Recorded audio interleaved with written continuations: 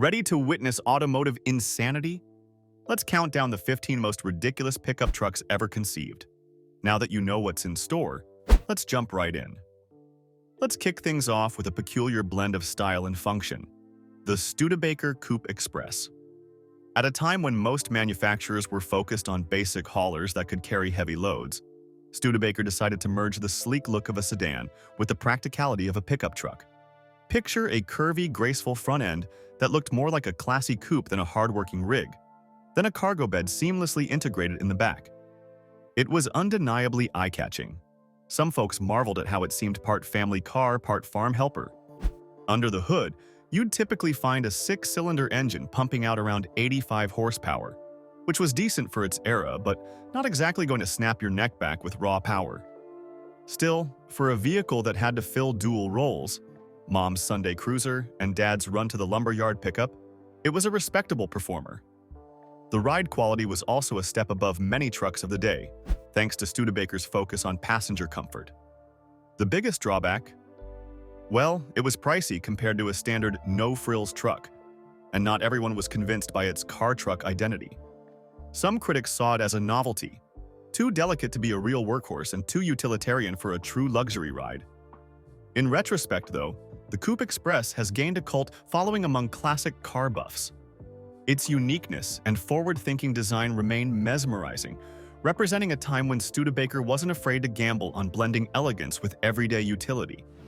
It may not have sold in massive numbers, but it certainly paved the way for other passenger car-based pickups down the road.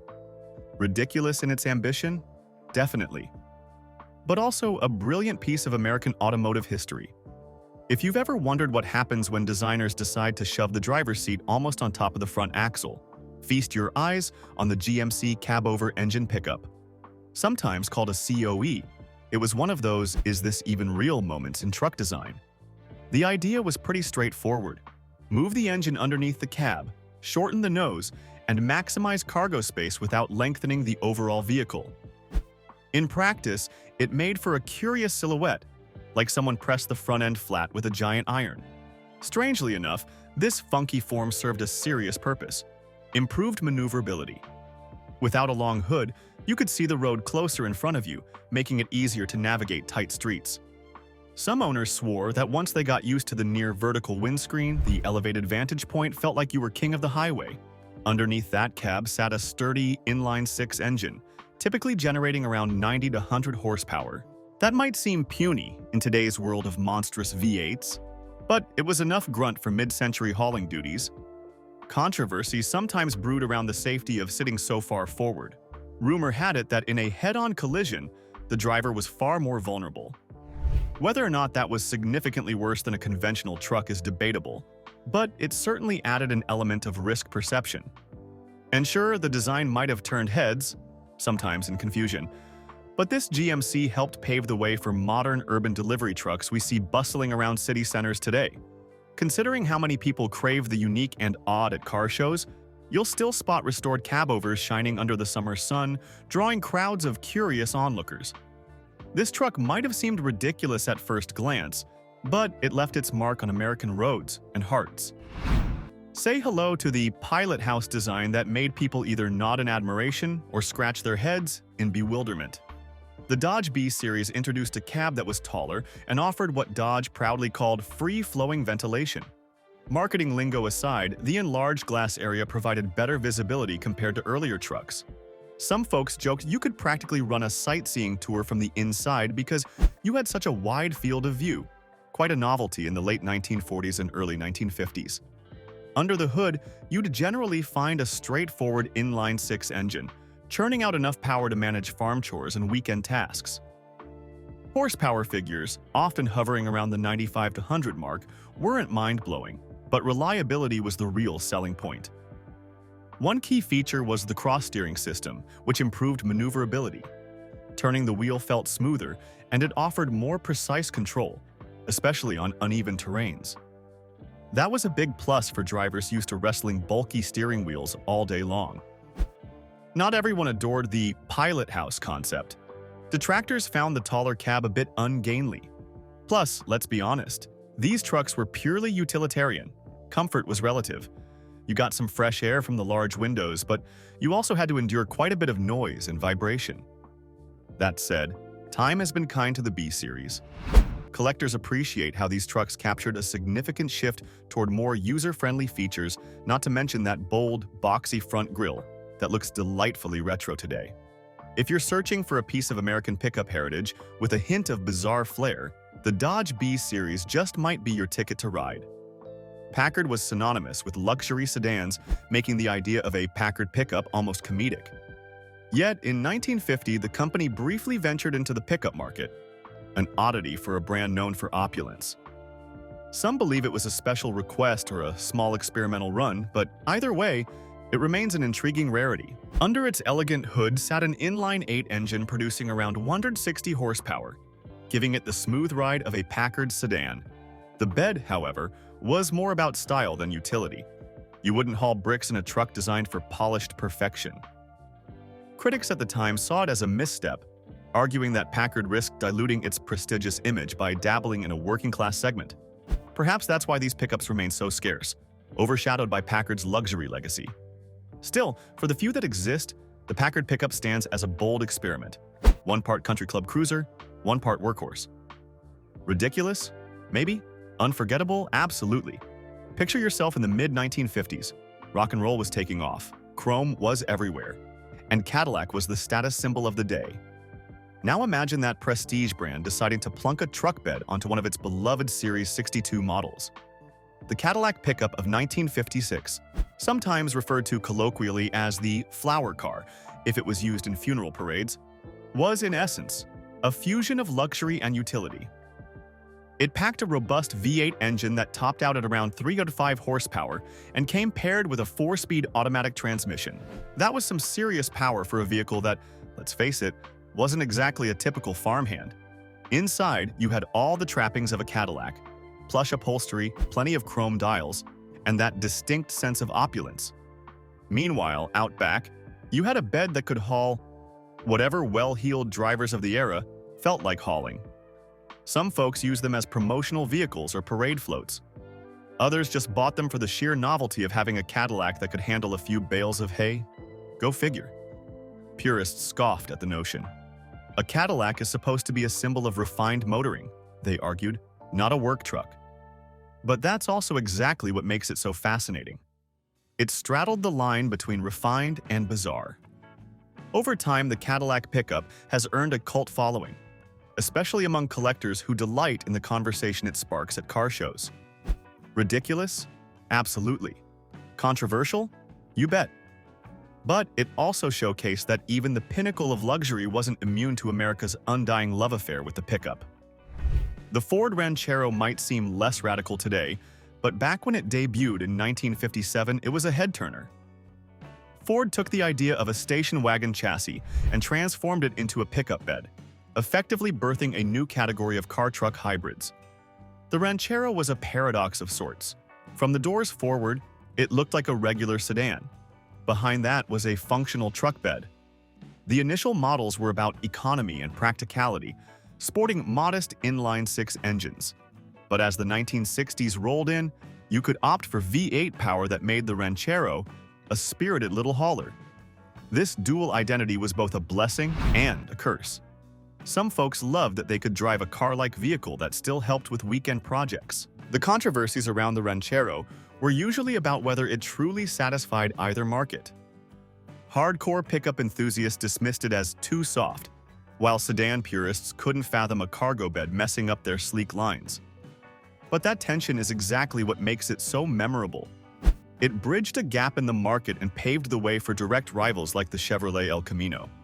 If you've ever spotted one cruising down a modern highway, you'll understand its enduring charm. It's both an oddball and an icon, and for that, it earns its spot among the most ridiculous trucks ever. When you think Jeep, the first image that probably comes to mind is a rugged off-roader tackling mud and rocks. But the Jeep Gladiator was all about merging that legendary go-anywhere ethos with the practicality of a pickup bed. Introduced in the early 1960s, the Gladiator boasted a timeless boxy shape, purposeful, military-inspired lines that Jeep fans absolutely love. If you wanted a four-wheel drive truck that could handle backwoods trails or desert expanses, this was your machine. The Gladiator came with several engine options over its long production run, including straight 6 and V8 configurations. While it wasn't setting any land speed records, the torque output was plenty for off-roading and moderate hauling. One lesser-known tidbit is that Jeep offered various trim packages and configurations, including the upscale Gladiator J series in later years. Yes, an upscale Jeep truck might sound a bit contradictory, but folks who valued Jeep's rugged image still wanted a few creature comforts like power steering, better seats, and maybe even air conditioning if they were feeling fancy. Where's the controversy, you ask? Some critics argued that Jeep was diluting its rough-and-tumble brand by trying to cover too many bases.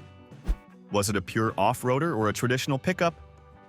The marketing at times waffled, leaving some buyers confused. Another sticking point was reliability. Early models had their share of mechanical quirks, from finicky carburetors to wiring issues.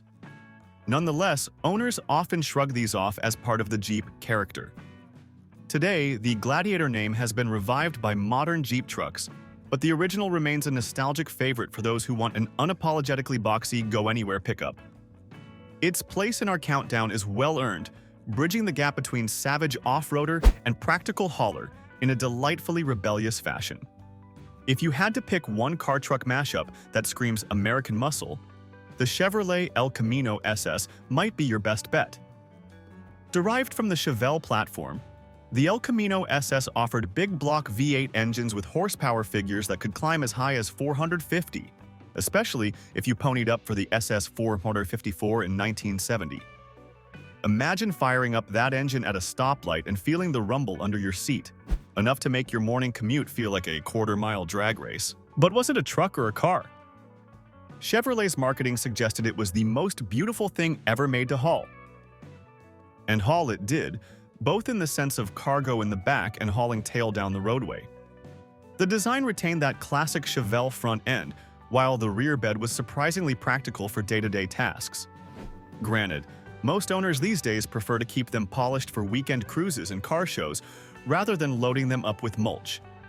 Controversy often arose from muscle car aficionados who argued that any pickup bed diluted performance cred. Meanwhile, truck purists claimed it lacked the heavy-duty chassis to handle real truck chores. Yet, the El Camino SS found its loyal fan base. It embodied a rebellious spirit. Who says you can't have a high-horsepower engine and a functional bed in one vehicle? Plus, it was a pivotal player during the peak of the muscle car wars, adding a dash of pure hot rod adrenaline to the pickup landscape. Sure, it might seem ridiculous to strap a massive V8 into a half-car, half-truck contraption, but that's exactly why we love it. In the wake of oil crises and changing consumer needs, Chevrolet introduced the LUV. If ever there was a truck whose name was bound to spark jokes, gotta love it! This compact pickup was actually a rebadged Isuzu Faster. That's right, a Japanese truck wearing a Chevy bow tie. This was the era when American manufacturers started testing the waters for smaller, more fuel-efficient trucks, and for many, the LUV was a revelation. Instead of a gas-guzzling V8, it came with a modest 4-cylinder engine producing around 75 horsepower. Hardly enough to make your heart race, but perfect if you were watching your wallet at the pump. The LUV could still do a fair bit of work for its size, although you probably weren't towing a big RV with it. It was popular among small business owners, farmers, and folks who just wanted a truck bed for occasional hauling. Parking it was a breeze compared to full-size behemoths, especially in crowded city environments.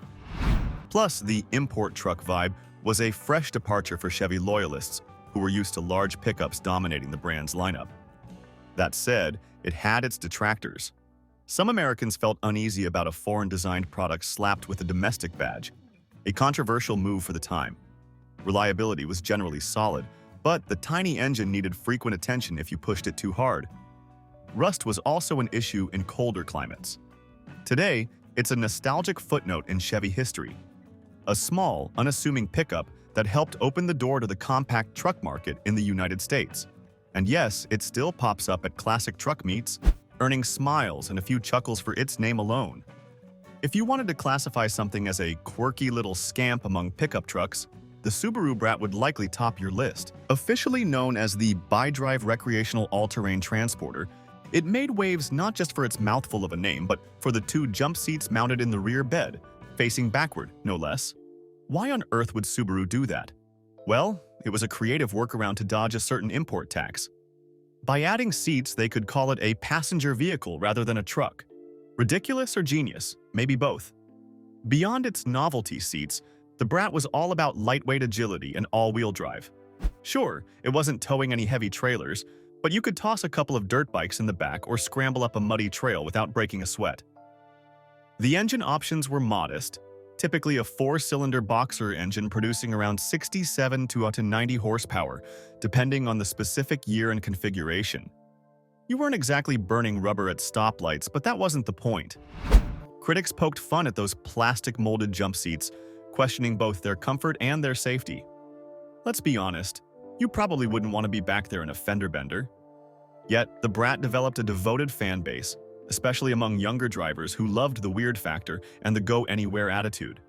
Over time, it's become a cult classic, with enthusiasts clamoring to restore them to their original seat-in-the-bed glory. Jokes aside, you have to appreciate Subaru's boldness in building a pickup that didn't quite look or act like any other truck on American roads. Sometimes, ridiculous just works. By the early 90s, trucks weren't just workhorses, they were style statements. Enter the Ford F-150 SVT Lightning. Built by Ford's special vehicle team, it wasn't about hauling, it was about speed. Packing a 5.8-liter V8 with 240 horsepower and mountains of torque, it launched off the line faster than any full-size pickup should.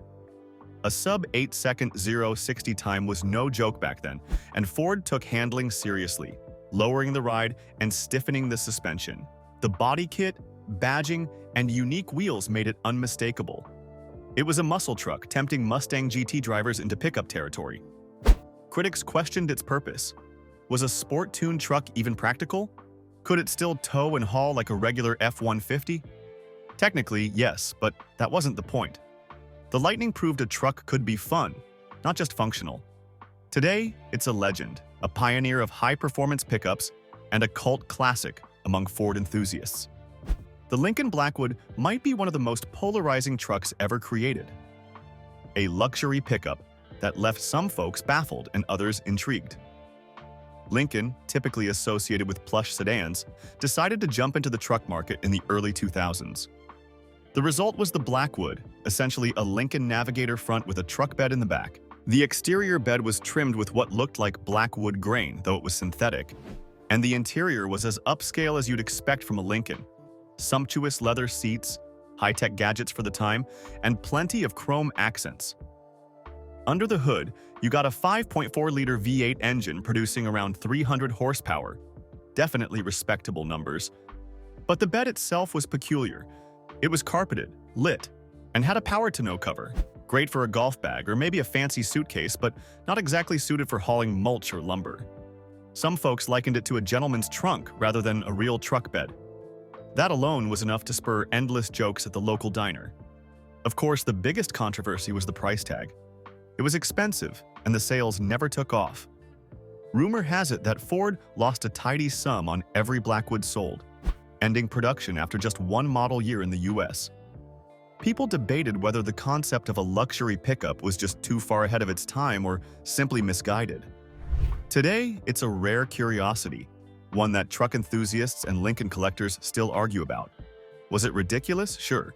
But it also opened the door for later premium pickups, proving that even high-end brands wanted a piece of the truck pie. If there were ever a truck to scream retro-futuristic oddball, the Chevrolet SSR would be it. When it debuted in the early 2000s, the SSR aimed to blend hot rod styling with pickup practicality. The design looked like a throwback to 1950s Chevy trucks, complete with bulging fenders and a big grille, yet it had modern underpinnings. The first iterations came with a 5.3-liter V8, producing around 300 horsepower. Later models upped the ante with an LS2 6.0-liter engine, cranking out around 390 horsepower. Now we're talking. The party piece? A retractable hardtop convertible roof. One moment, you're driving a closed cab truck. Press a button, and the entire roof folds away, turning the SSR into the ultimate roadster, albeit a somewhat heavy one. Critics argued that it was neither a serious performance machine nor a practical pickup. The bed was covered by a body-colored tonneau and lined with a trick floor, but it wasn't exactly built for tough chores. You might haul a cooler or some golf clubs, but that's about it.